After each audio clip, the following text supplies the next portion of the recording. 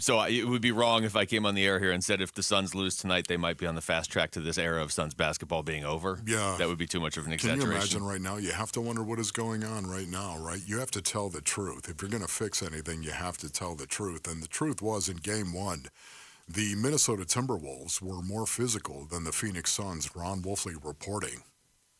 And what are you going to do about it? I don't think we have to, or at least I don't feel like I have to, wonder about the offseason, the big picture, the future of this group. I don't feel like I have to wonder about any of that yet. But if they lose tonight, we're heading in the wrong direction real quickly because, yes, could they win 4 of the next 5? Yeah, sure they could. How many times have we said, yeah, they could all season? But if they go out there and, lose the same game and Anthony Edwards goes off and Devin Booker can't get past Jaden McDaniels and Rudy Gobert if he gets to the rim, if it's a carbon copy of the same game, I don't think it will be.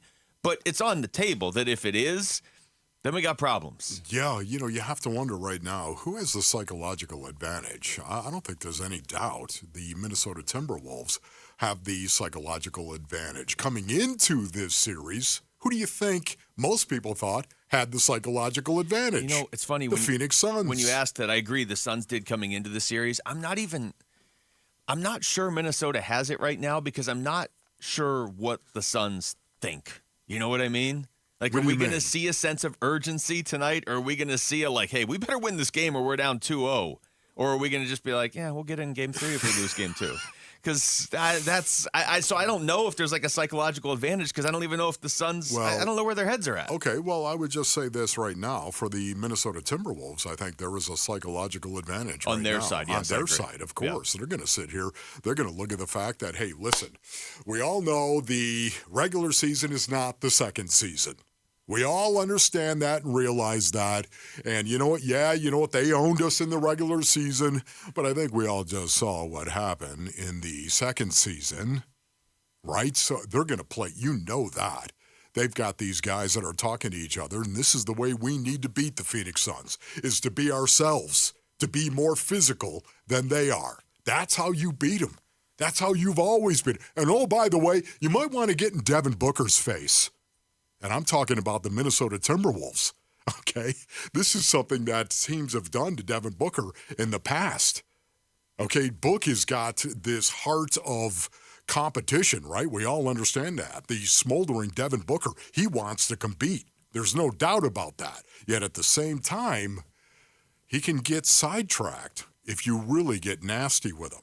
And we've seen that happen before. Teams have tried that with Devin Booker. Yeah, no, they have, and sometimes it works, and sometimes it really, really backfires. Here's Booker yesterday on moving from the Game 1 loss into Game 2. I mean, you make adjustments, you watch the film, and, you play better. Remembering it's a 7-game series. I mean, I can think back to the same situation last year. I mean, I'm not saying we're going to win the next 4 games, but there was a lot of overreacting after we lost Game 1 to the Clippers, and it's just a series. So understanding that, understanding every road team had a tough time in the playoffs. I'm at Game 1 of the playoffs so far this year, and we see how Game 2 goes. Yeah, road teams in the playoffs so far are 0-11 in the NBA, which doesn't really do a whole lot for the argument that, hey, anything could happen in the NBA playoffs. No, the home team just wins every game.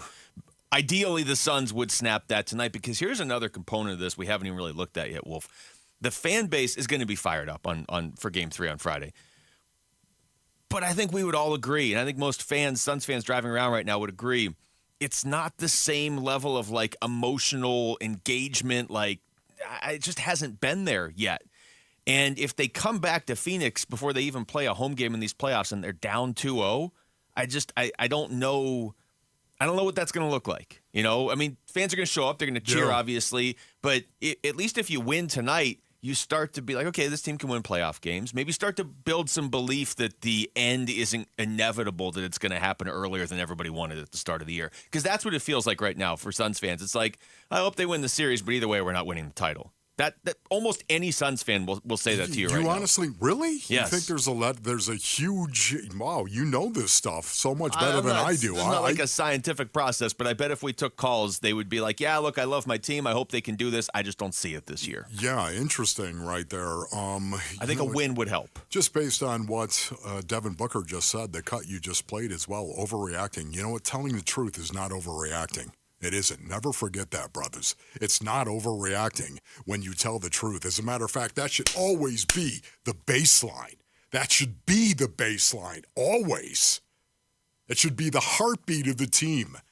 When you compete, I don't care what it is, my young crunk brothers, whatever you're competing at, you always need to start with the truth. Or everything else will be messed up from that point forward. Everything. You can't Jedi mind trick yourself. You have to tell the truth. And it's not overreacting to tell the truth. And the Minnesota Timberwolves were the more physical team in Game 1. And do you think they're going to come out and do the exact same thing in Game 2? You better believe it. They're going to come down. If they let up. They're going to double down on that tonight. That's why tonight, I cannot wait to see it. Because you know the Suns, here we go. Would it shock you if the Suns won this game? No. It would not shock me. It wouldn't even shock me if the Suns did what Booker just referenced right there. Last year, they were down 1-0 in the series to the Clippers. They came back and won the next 4. I don't think they're going to win this series in 5. I need to see them win a game. I picked them winning it in 6. That'd be nice.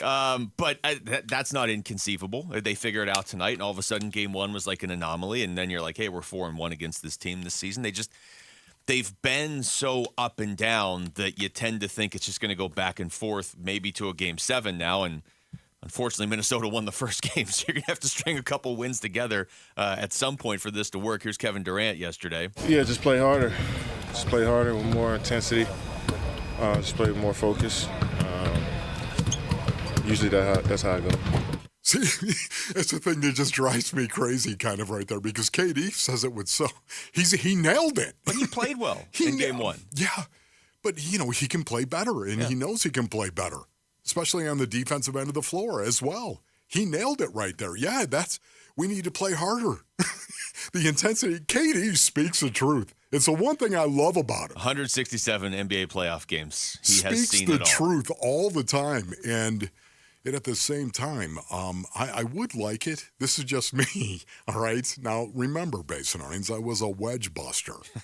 I would just like it if he said it. Thank you, wedge busters. Please, Thank you, wedge please. busters. I would just like it if he said it with a furrowed brow. Do you know what I mean? Well, if he was going to do that, I'd prefer he does it right now as opposed to like, hey, we're down 2-0 or 3-0, because then it's like, what's going on? As a matter of fact, upset. if Command and Control, if you pulled that cut right there, that quote from Kevin Durant, I'll read it the way I'd like him to say it. I like this. How about that? Okay. A dramatic read. I like it. As a reference point, LeBron's played 284 playoff games. How absurd is that? I mean, KD playing 167 is pretty absurd, but 284 for LeBron, that's 3.5 additional seasons of NBA basketball. Ain't none but 284. Actually, NBA basketball, it's like 5 additional seasons because nobody plays 82 games.